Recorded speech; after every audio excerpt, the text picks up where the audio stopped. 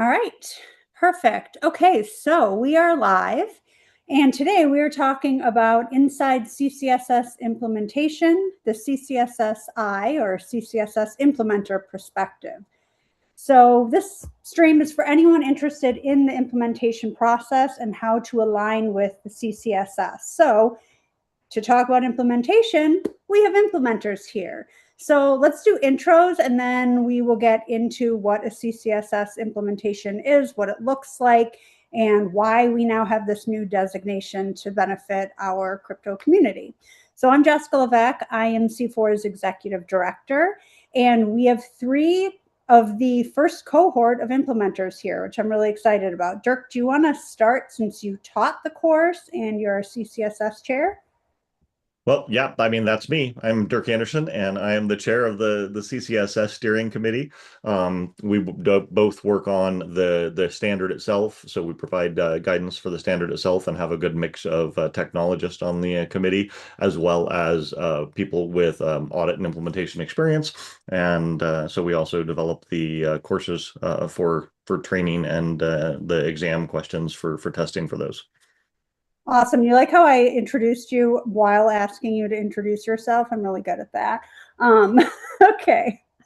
Thank you, though. We're so lucky at C4 to have you, Dirk, and to be working on the standard and all other things.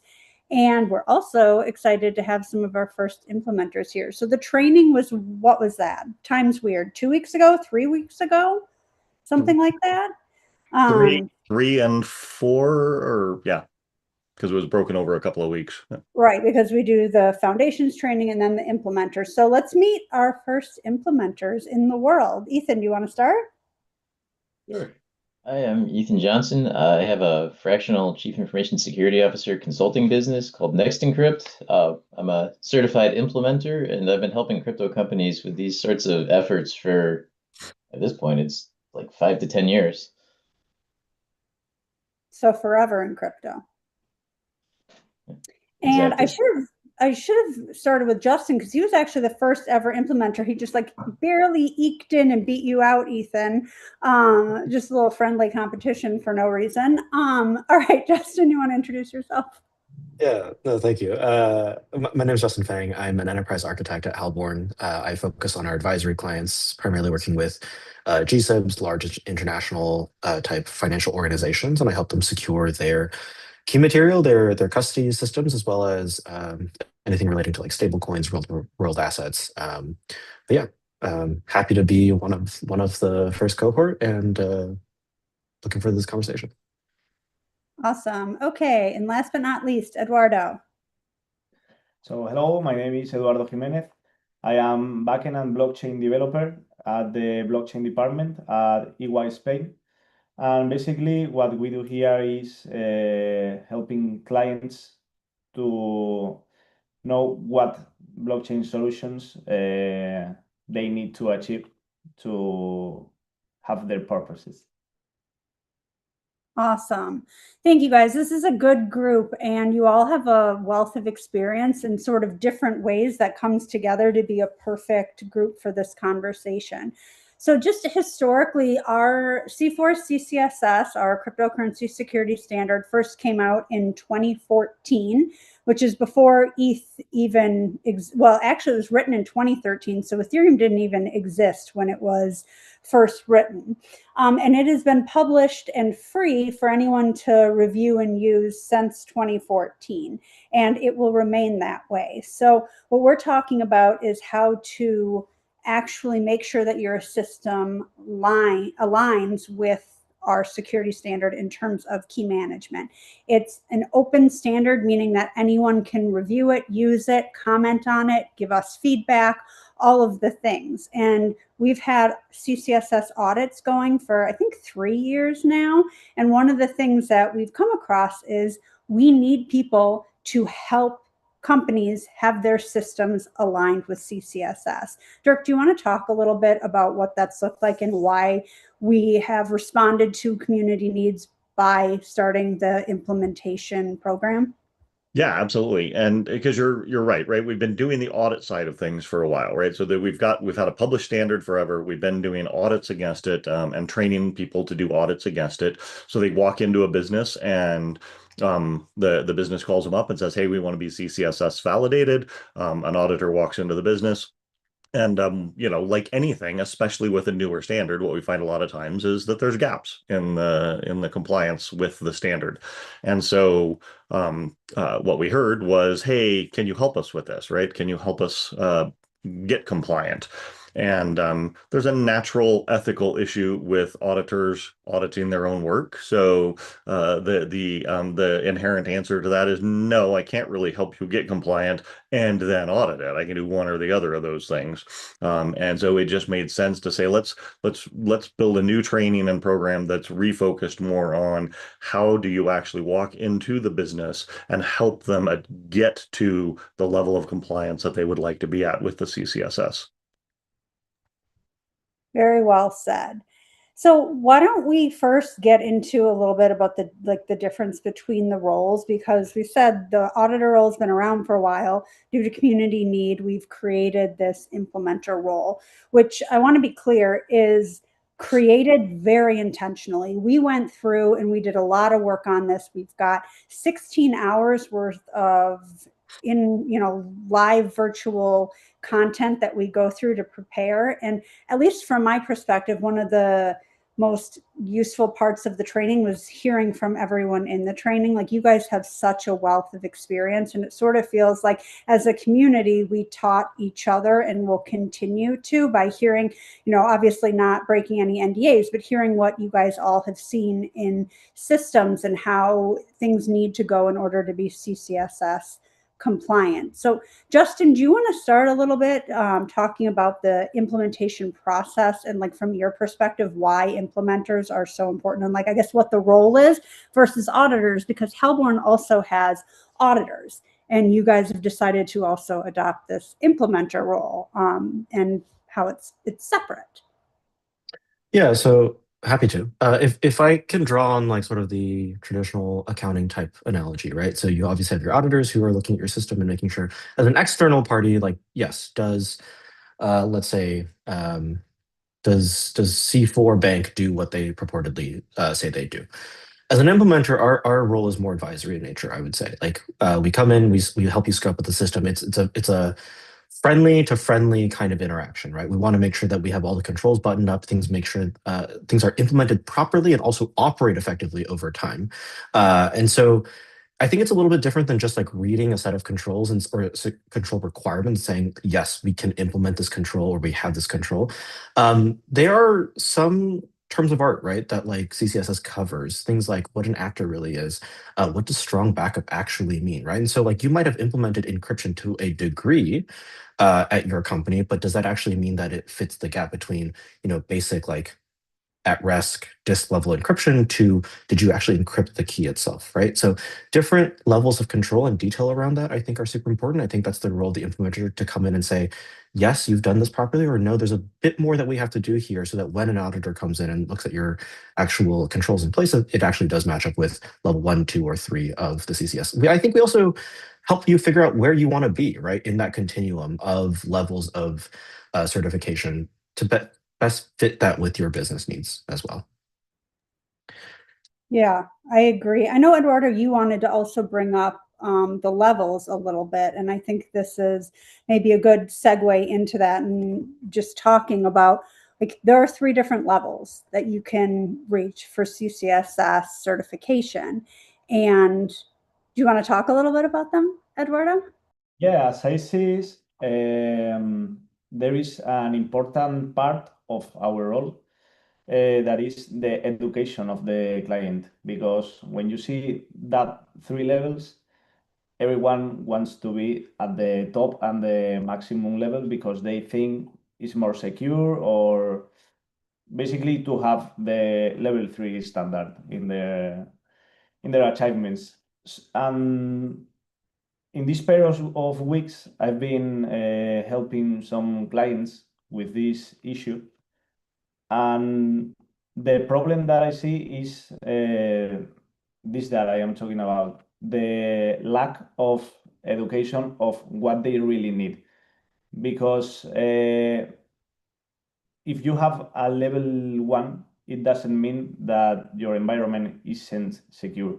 Like the first level is so robust, and if you don't need that type of going deeper, for example, as level 3, as an implementer, we need to help the clients know this, because as I said, they just want to have the level 3 when they do not need it, and they can like put some effort on other areas that must worth it in that case.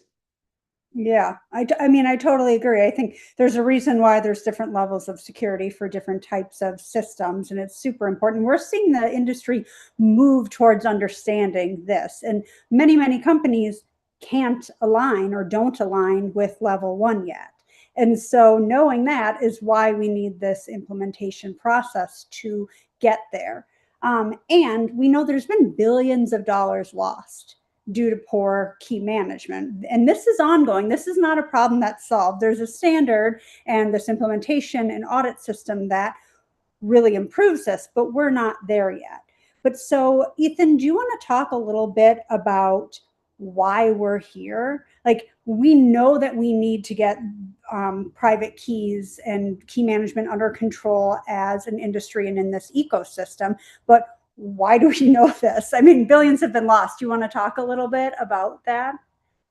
Oh, sure.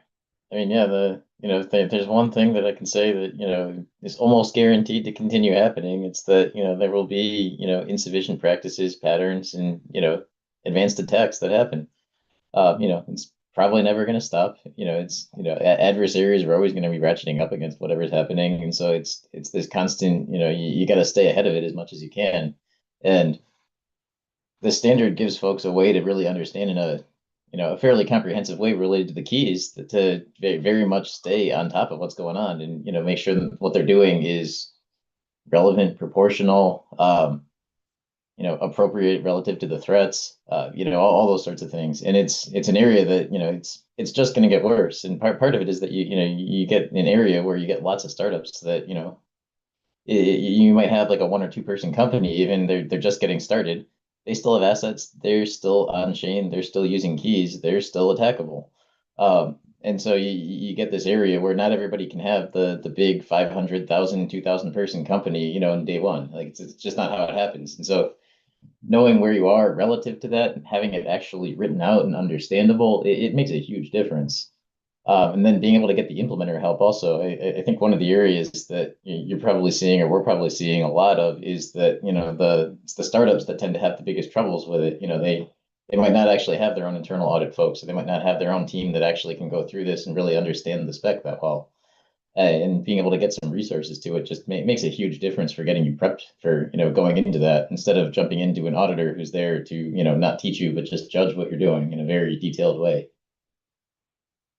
Yeah, and if you set up to have an auditor come and do an audit and you're not ready for the audit, it costs money, it costs time.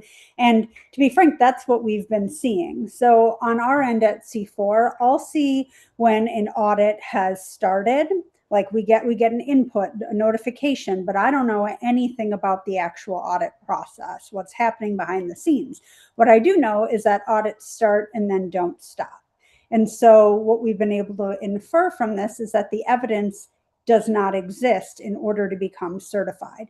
And because auditors can't assist somebody to improve their system, the audit remains stagnant. And so what we're doing is fixing that. So if companies have systems that need some assistance in order to be really secure with their key management, that's where the implementer comes in. Very different role than the auditor, but equally as important. And that's been evidenced by our data of these audits not completing yet. So what is an implementation? I feel like we should talk a little bit about what that actually looks like, because there are documents that we need. There are other things. But Dirk, do you want to get us started on this part of the convo? Yeah, and obviously we'll let everybody else chime in here. I think one important thing to keep in mind, right, is that there's a different mindset too, right? When an auditor comes in, they ask you, how are you doing this, right? The standard says you have to achieve this goal, and the auditor says, how are you doing this? When an implementer comes in, they say, okay, you have to achieve this goal. There's a large number of ways, maybe infinite, depending on what the requirement is, but there's a large number of ways that you can meet that goal. Right. And the solution has to align with the way that the company is already doing business or the project is already functioning. It has to align with the skills and understanding and expertise of the staff, right, that are already there. And so the implementer role is very different, I think, in that sense, because you have to actually figure out what the solution is from the top down, right? Architect like what that's actually going to look like, and then how do the pieces of that actually fit together? How does that all work? And so it's a very different sort of perspective from what the auditor walks into the same environment with, even though at the end of the day, they're both looking at the same thing. So, um, but yeah, the implementer, is going to like go through each one of those requirements that after having had that discussion, and it's so nice to hear Eduardo and other people talk about like having conversations about levels because we've been having that conversation for a long time, like Eduardo said, where everybody just instantly is like, well, there's no point in doing it if we're not level 3. Does level 3 make sense, right? That's the very first question. But then yeah, depending on what the controls that are in place are, the implementer is going to walk through each one of those and ask that question. How do we do this? How do we achieve this? How do we meet this goal? What are you already doing? What do your keys already look like? What sort of encryption systems are you in place? Are you in the cloud? Do you have HSMs? Do you have how is all this already working? Or maybe they're starting from a clean slate designing it all. But that's really the implementer role to figure out the answers to those questions. Yeah, and if you review the standard, you may understand what it's asking for, but there's more than that. Actually implementing what you've read in the standard is extremely different than just reading and understanding the standard, because there's so much nuance to each system and all of the different components that come together to make that system and to make it secure. Ethan, did you want to jump in? Yeah, one of the interesting topics that I'm sure is also on like Eduardo's and Justin's mind is there's guiding someone towards or guiding an organization towards being able to pass an audit and then guiding them towards having a sustained way to pass this audit this time and in the future. Like what's the best viable control plan that's going to have consistency? What's the control that's easiest to operate and not fail at later? Some controls, things are very binary. If you did it once, like that covers it in the future, but some things are, ongoing needs. And so setting them up for that kind of success is a big piece of it that just auditors are not trying to even coach you on that. The implementer is the one who's really prepping folks for that. Yep, exactly. So Justin, do you want to talk a little bit about like what these controls are beyond just documents or policies? I mean, that's actually a huge issue, which we will talk about as well. But how do these controls turn into these procedures, whatnot, or how do the procedures turn into meet the controls? Because it could go either way, right? Like you're already there, you need documentation, or you're not there, and then you have to document it once you are. Absolutely, yeah. I think it's best to answer with an example, but I guess at a higher level, documentation and documentation early is super critical, right? Like I think I tend to think of these systems and the architecture itself as somewhat like developing code. If you've been an engineer in some capacity, they tell you document, document, document. You're only as good as your documentation because you might leave the role, someone has to pick it up. Maybe you're sick for a day or something like that, but someone has to go in and read what is being done at the end of the day, right?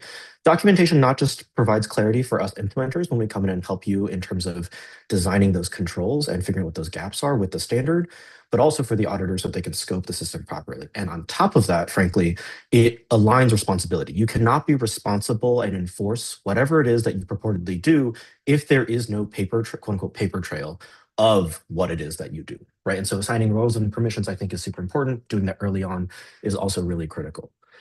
In terms of interpreting the standard itself and then figuring out what the control itself actually looks like, I'll just give the example of, let's say, an individual signing mechanism, right? And so a lot of times we start our crypto journey, let's say we're a decentralized exchange that's on chain, and we're managing 50 to $100 million of TVL, right? A lot of times those folks know from the get-go, it's like, hey, I've heard about these HSM things. I put my signing key in the HSM. It handles all the transactions. It's quite secure. It can't be tampered with, something like that. I think, Eduardo mentioned like the different levels, and I'm going to keep going back to that. One of the questions we want to ask as an implementer is like, well, what level of assuredness do you need, right? If you are just dealing with $100 million, it's a lot of money, individually. Maybe an HSM and a single signer mechanism is sufficient, right? And so the CCSS level 1 does provide for that level of security and helps us implement and audit towards that. If you're a centralized exchange, let's say you're a Coinbase or a Kraken or something, you're dealing with billions and billions of dollars, maybe you need a level 3, right? We want to make sure that entropy is generated according to like certain NIST standards. Maybe you want to make sure that there's an MPC signer in place. There's multi-signer settings available for your actual transaction management. And so then there becomes the question, well, it's a multi-signer. Are you doing, sharding? Are you doing MPC? How are those shards combined? Are they combined? How are they distributed, right? We talk a lot about distribution of key material in a way that's supports business continuity practices. Are your key shards stored in one availability zone where all your cosigners in one availability zone, or are they distributed across AZs, right?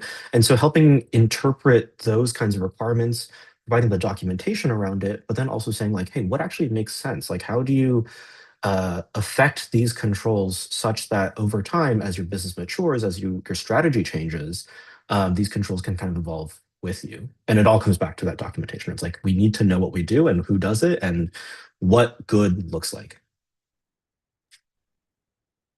That was really well said, Justin.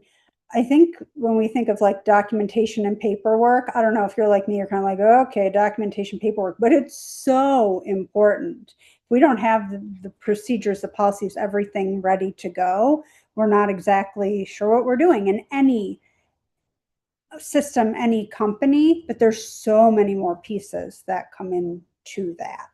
So, Eduardo, what do you think? What do you think is the difference between like knowing the standard and then being able to implement it in a real system? And how does the CCSS help from that, from your perspective as an implementer?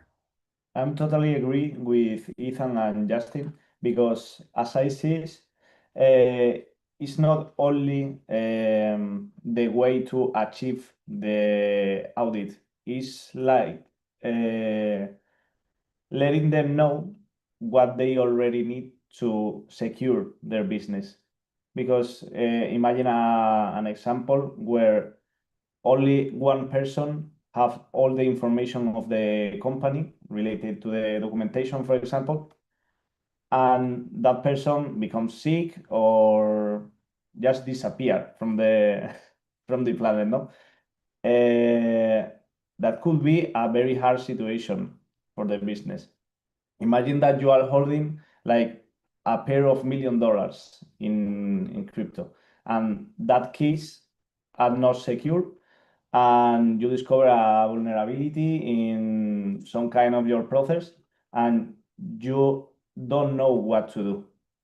That is the important that I see as our role is to help as an internal person, as part of the team, what they need to have this kind of solvents, this kind of remedies, and this kind of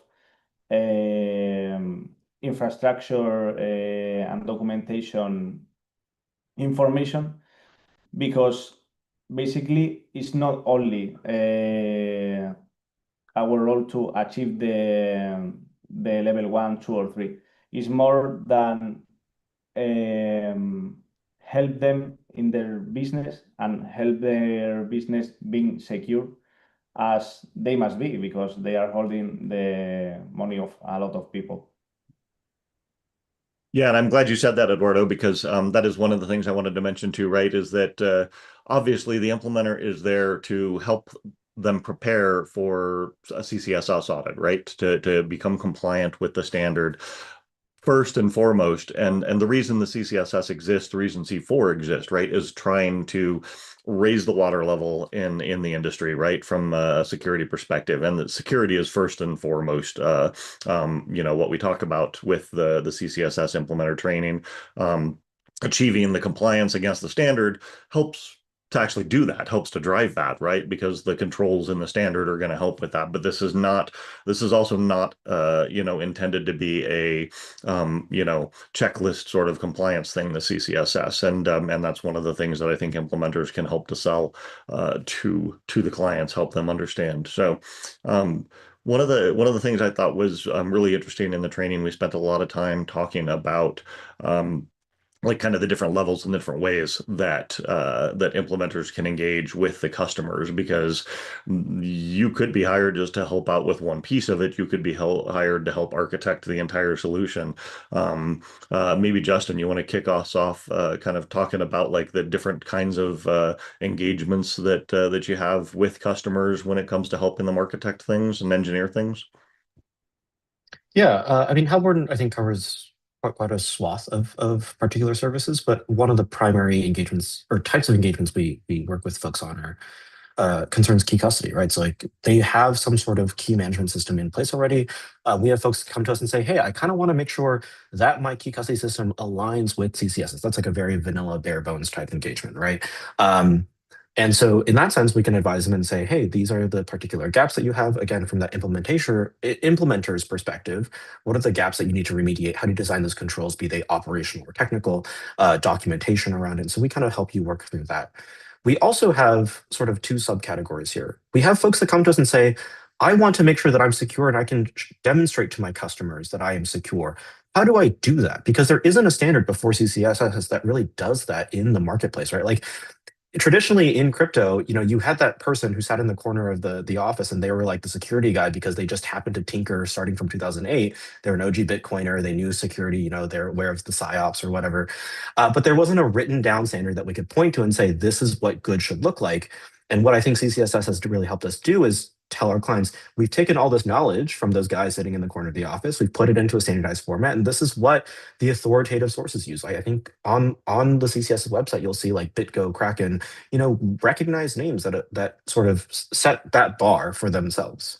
And then finally, we have a lot of customers that will come to us and say, I want to procure a custodian. Maybe I want to procure a service around key vendor management. And then do you have a recommendation for us? And it's easy for us to say, I know that these folks are CCSS certified in some capacity. They are the ones that can demonstrably perform security at a certain recognized level. And that's an easy way for us to sort of do technical due diligence and refer folks to potential vendors. Yeah, that's great. And Ethan, I see you ready to jump in there. I was going to ask you, yeah, like because you were talking earlier too about like the smaller environments and obviously in your role providing virtual CISO functionality to businesses in this industry, you probably interact in a wide range of different levels with different clients and in what you provide for them. And so yeah, a big piece of it is just figuring out what type of like customer or what that prospect really needs. So to almost to put it another way, there's someone might just want help understanding the standard. It could literally be that. And so it's just being able to offer, I can actually take you through it and help you understand what some of these strict and stringent things mean. It could be, what Justin was saying, understanding your level of alignment to it, kind of your preparedness to go in and get audited. It could just be how much you align to it to decide whether you want to go and get audited or not. There could be things that don't, wouldn't pass, but are also very secure in their own very unique ways. It's not to discount those. It's more helping folks just understand how much they've sort of followed some, common patterns and practices that it's requiring versus, maybe have mitigated things or covered things other ways. There's also helping folks actually plan out and understand what they would need to do.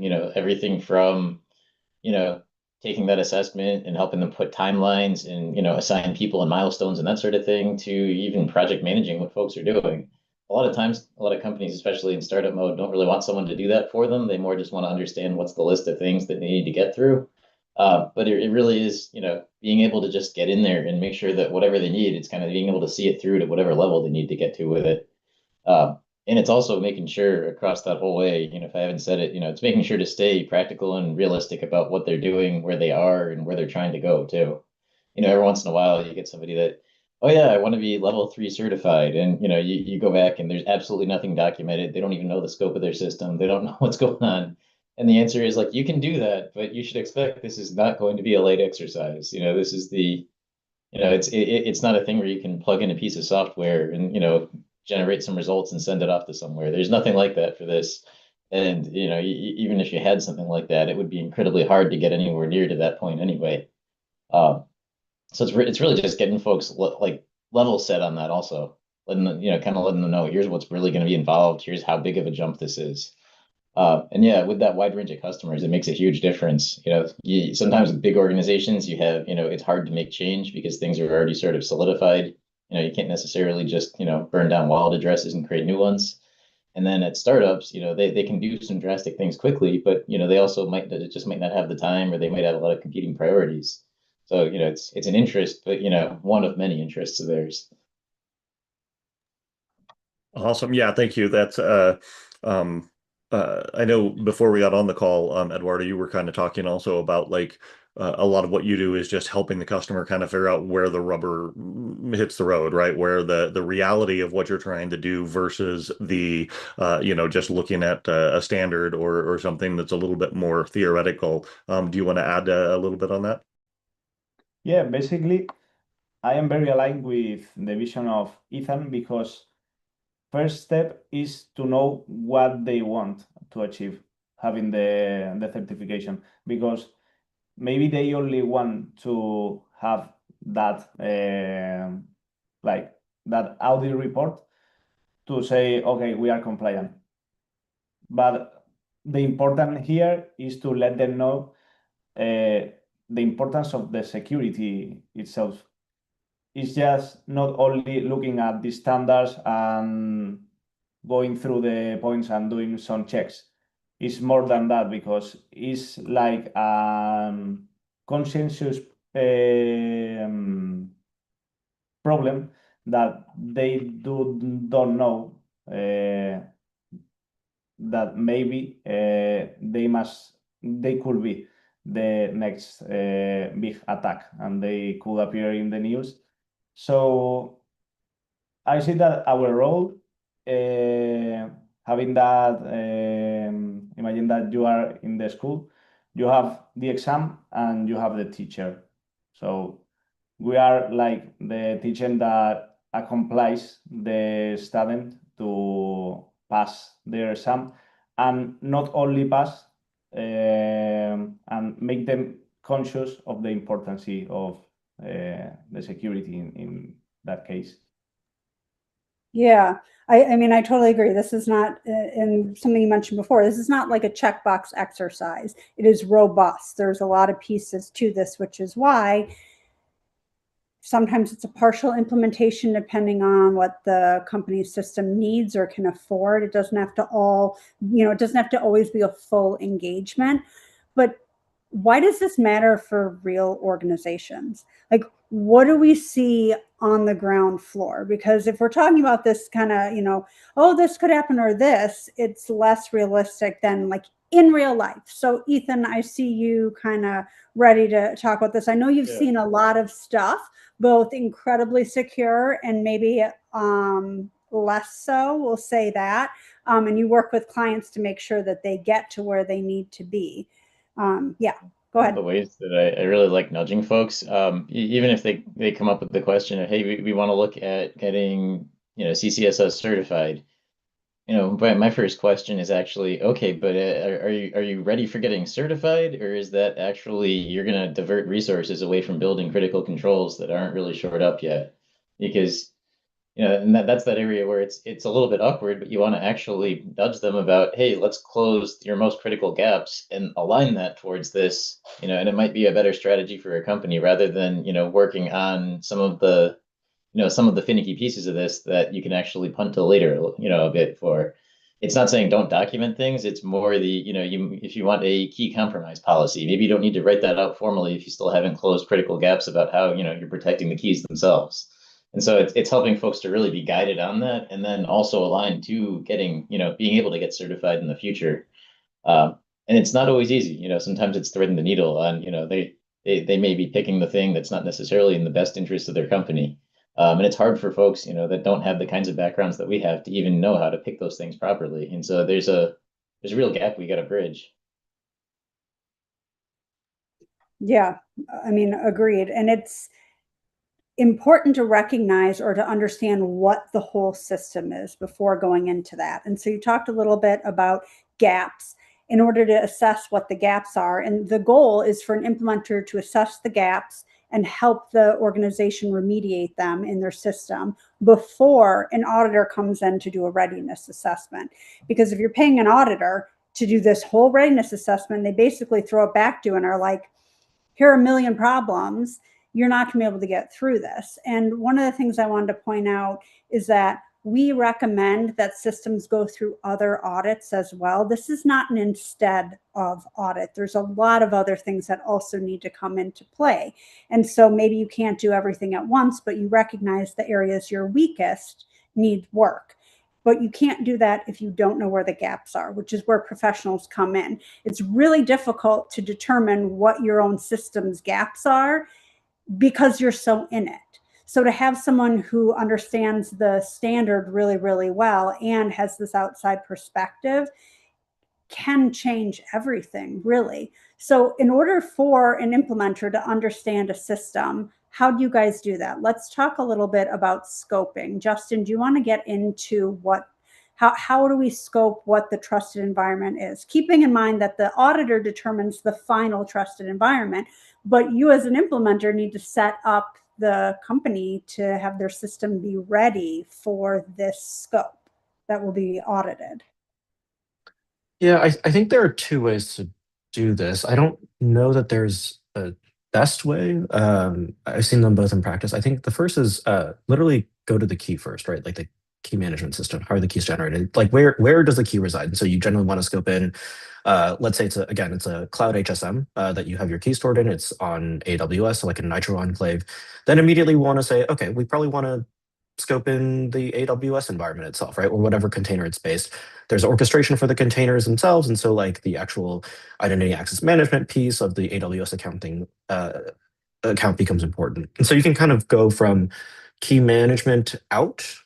I think a different way to look at this is also service-based. And so I like to ask the question of what are the fundamental services you provide to your customer that you want to secure or in some way enhance trust around? And so from there, you can say, okay, well, when we're in crypto, largely we can align that with or barometer that with transaction flows.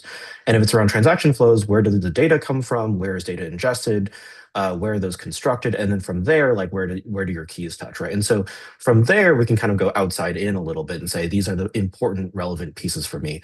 We've talked a lot, like ad nauseum at this point, about you have different things that you want to scope in because you have different, frankly, security budgets, right? And so if you're a decentralized exchange that provides a degree of self-custody on-chain, but also you provide a wallet, self-custodial wallet product, maybe we don't scope those two in at the same time. Maybe we focus on the one that's more strategically important to you or from a business perspective, right? Whatever you want to build trust around, and then go from there. So, yeah, I mean, I'm kind of curious, Eduardo, Ethan, if you guys have different opinions here, but I think those are two ways that I've traditionally done scoping. I am very much agree. Oh, you guys. Sorry. Sorry, Ethan. I am with you both because I like to do like two diagrams at the beginning of the project.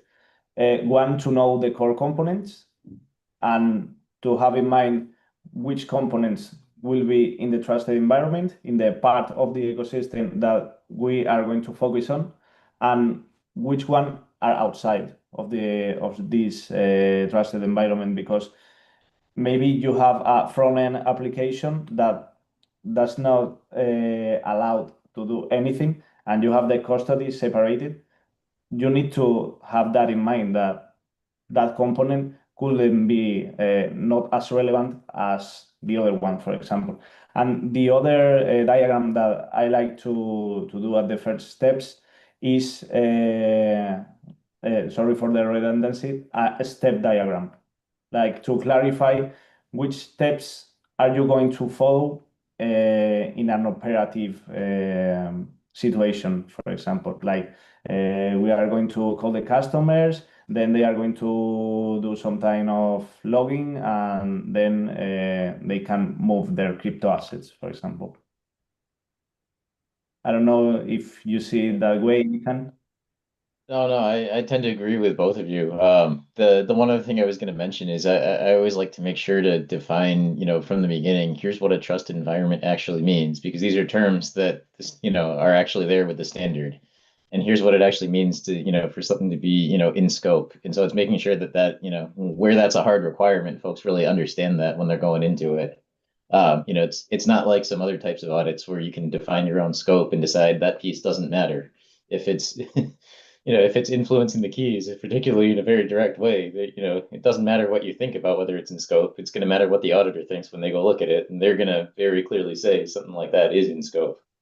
And so it's prepping them for that also as part of doing all the things that the two of you were saying, getting it, designed out, defined out, and, drawn up. Yeah, I mean, I think these are all really good points. The one thing I always think of with the scoping is that it's easy to forget what is in scope when, like you were saying, your head is in it, and why somebody with an outside perspective is so important. And a really good example of this is, okay, we know you need to have, part of the standard is having geographic separation of key materials. So you can't just keep your crypto steel or whatever it is you can't keep it in one location, but how are you transporting it, either electronically or physically, to another location? And this is one people often don't consider. How did the key material get from one location to another? What was that transit process? If you have something in a bank vault, how did it get there? That's such an commonly an oversight. And then if it didn't get there securely, everything you've done before and after that is irrelevant. So how do you make sure that these little steps that seem inconsequential are met, because it's so important? And that ties in to what the scope is, as it kind of becomes bigger and smaller as you're working through what is included in all of the pieces that make up a trusted environment. So once that trusted environment is figured out and you've got an idea of it, and you move into this next step, which is about building evidence for the audit itself. Yeah, Dirk, what do you think? Yeah, well, I was just going to say, like all the things we've been talking about too, right? Like, the diagramming that Eduardo was talking about, the procedure documents, having just defined what your method for doing things like moving the keys from one location to another looks like, right? One of the challenges that we've seen in this space, because it's just kind of because of the way the space grew, I think. When Justin, I think, was talking earlier about, like the guy in the corner. There's a lot of organizations that didn't really have a guy in the corner, right? Like they're like people who got into crypto for financial interest reasons, or for social interest reasons, or people came to crypto for a lot of different reasons, not from traditional information security backgrounds. And so one of the real challenges can actually be around getting a company ready to be audited, because as I think it was Justin said, right, if it's not written down, right, there's nothing to audit. And yet there's still a mindset in the industry for a lot of folks around, well, we don't write that down because that's just an attack vector then, right? That's just now we've written down how we're doing it, like somebody can get that. And my question for those people is always, if you can't protect your documents, why should I believe you can protect your keys, right? But maybe you guys can talk a little bit more about how you go through that process of helping people understand that you actually need to document this, right? And that doesn't mean that everybody should see everything, and you should have that document classification. And that's one of the reasons that we talk about the CCSS as a niche standard that fits in and fills this very specific piece around key management. And we not only encourage, but to get the upper levels of CCSS validation, you have to have compliance with some other standards, which, without debating, the value of SOX or ISO or anything else, right?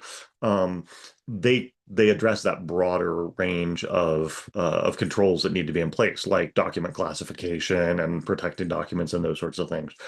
Anyways, that's kind of long-winded, but the point or the question really kind of for you guys, I think, is how do you work with customers, especially in this space, to help them understand that if they want to be audited and they want to validate how they're doing things, that they have to have documentation and evidence. They have to have a log that says they had a key ceremony and generated these keys, and that there is some way of identifying that those keys are in fact the keys that are in that safe deposit box at the bank, and doing all of those things.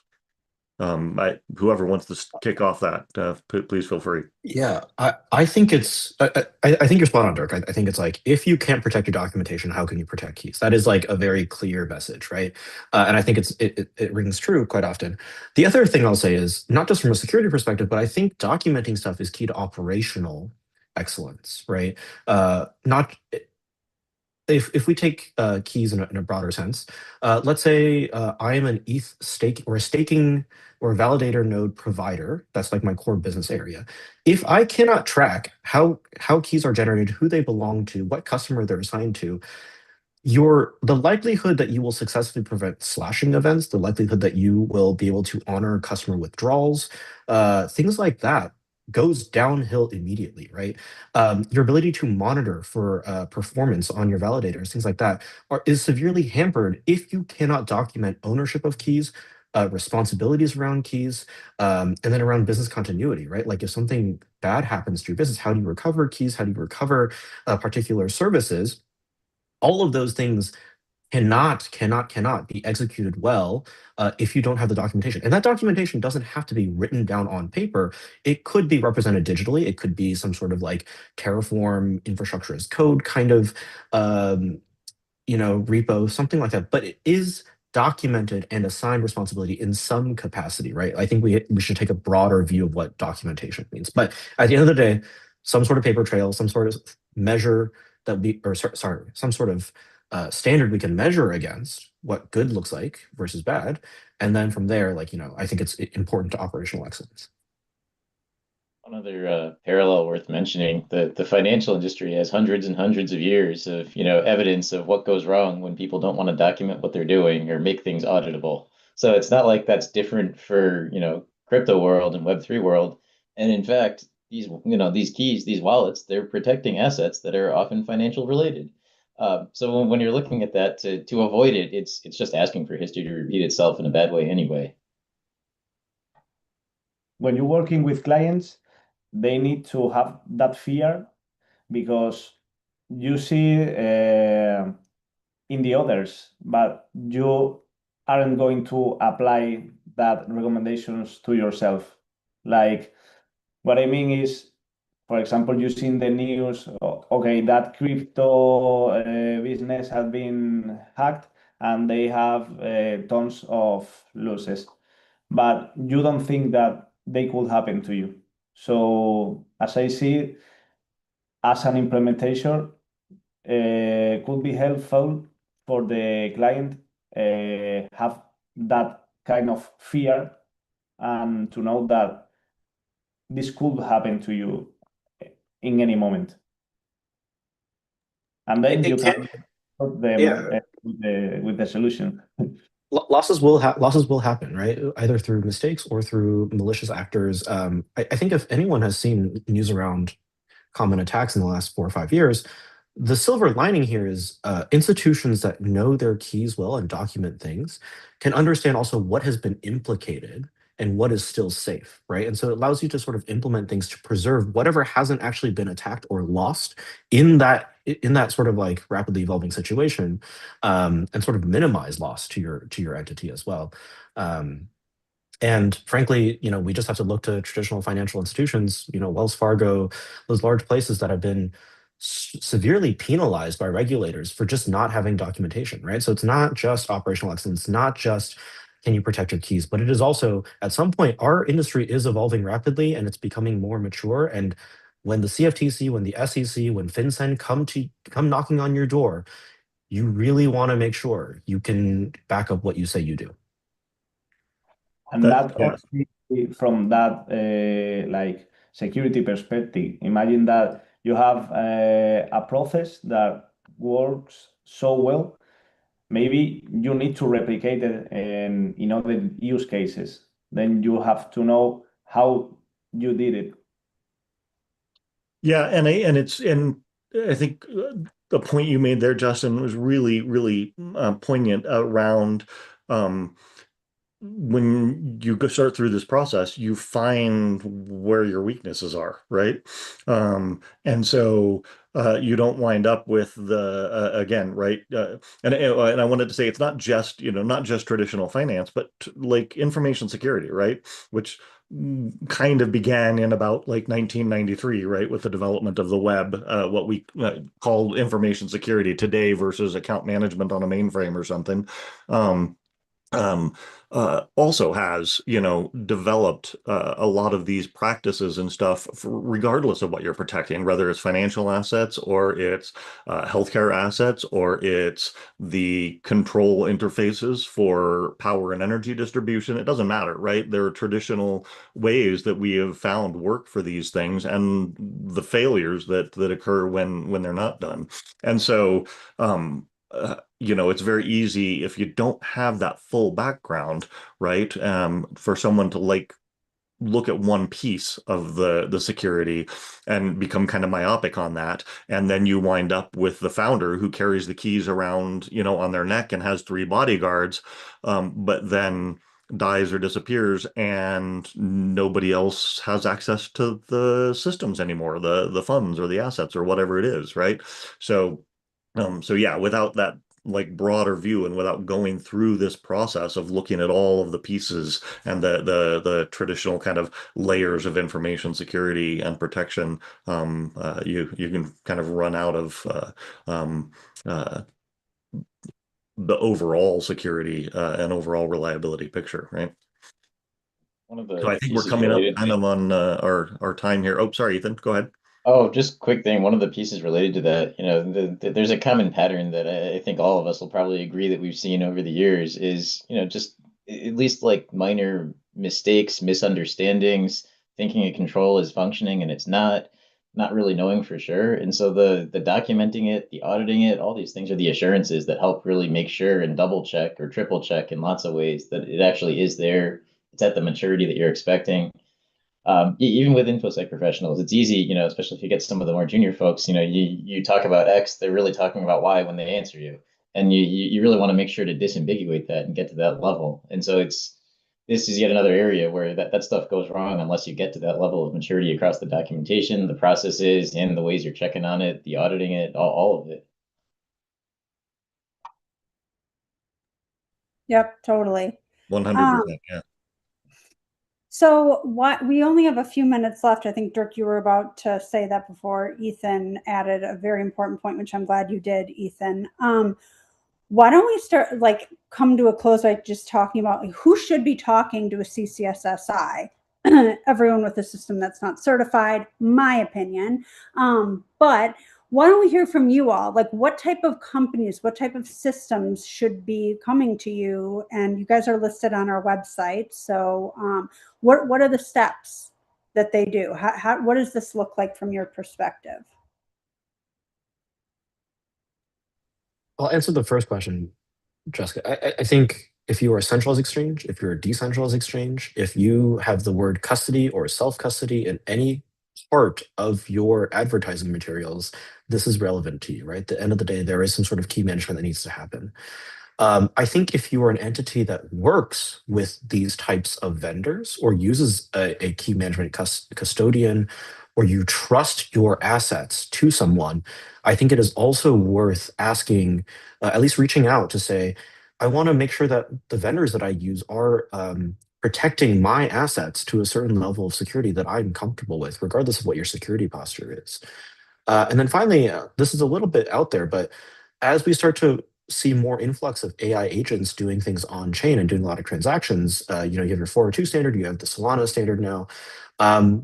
How do they manage keys? Because we're introducing a whole new range of actors that can be manipulated, prompt injected, but they touch our assets. And so if you're going to allow them to make decisions around that, you need to make sure that you have stopgaps, you have processes in place, policies in place, all to prevent those, your open claw instance from just draining your wallet on chain.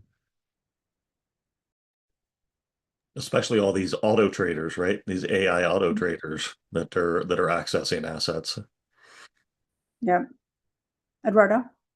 Yeah, basically, if you can lose someone's money, then you need to call an implementer, not only to have the certification, but to know that you are doing your business in the right way. Yep, absolutely. Totally agree. I would just add to that if you're a business out there that's doing these things, right? Obviously, there are the folks that are on this call as well as others. Send your own people to, through the training, right? Have implementers on staff, right? It doesn't have to be like some sort of third party thing. Not to like, take work away from anybody on this call, but yeah, just like anything else, right? Get people educated in what needs to be being done if this is your business model. Yeah, and maybe both. These systems are huge. So many pieces are touching it that having one person is problematic, because often you need more minds that come together, which is why people hire someone from outside in addition to someone that's internal. Ethan, did you want to comment on that? Oh, I was just going to add, even if it's not someone else's money, if it's material funds and you're concerned, just reach out. We can guide you if CCSS is the right direction. It might be towards, CCSS certified systems that are already out there, guiding folks towards using those because, rather than, building their own. And it's just helping folks basically go in the right sort of safe direction. Mm-hmm. Yep, I totally agree. And something that you were talking about before, Eduardo, made me think of this story where I was at a conference once and I was talking to somebody about their custody provider, and they said, "Oh, we use," and they pointed to another booth. And I said, "Well, do you know that they're using," and I pointed to a different booth down the way, and the guy's eyes kind of got big, and I said, "And they're using," and I pointed to another one.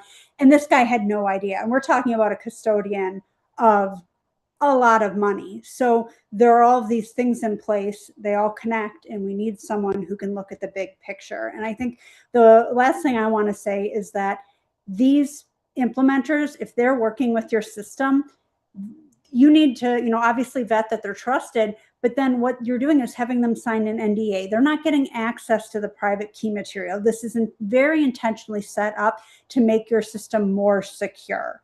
And we've got these experts who can help do that. And so if we continue to follow the trajectory of, where we could be going, we could have a much safer Web3 ecosystem, or we can, go down that path that we've been on previously, where we have billions of dollars being lost for no good reason, negligence, lack of knowledge, lack of, desire to do the work or spend the funds to get there. But ultimately, you lose a lot more by not being secure than having someone, paying someone to come in and to help make sure that you're doing things right. Because like we've talked about, there are a lot of moving pieces for this. So any closing remarks anyone has before we go? No, we're all good. Okay, I have one more. Do the right thing. If you're watching, if you're listening, take the time to get your system secure. There's no excuse these days. There's tons of resources out there, people who are ready to help. The resources exist, so to be doing some of these careless mistakes, there's just no excuse for it anymore. Yeah. And just as a reminder, the CCSS is a community-driven open standard, right? This is not like the common criteria or ISO, where you have to go pay to just even download the standard and access the control. This is about the community, right? It's the only way to do it, I think, in the crypto and blockchain world, right? To fit the ethos of everything else that we're interested in. And so if you have comments, you can submit them to the standard. Like I said, I'm the chair of the steering committee, but we don't just decide everything, right? The standard itself is driven by the comment and the comments and the input from the people that are actually out there building these systems, like the folks on this call that are actually out there doing this stuff. So.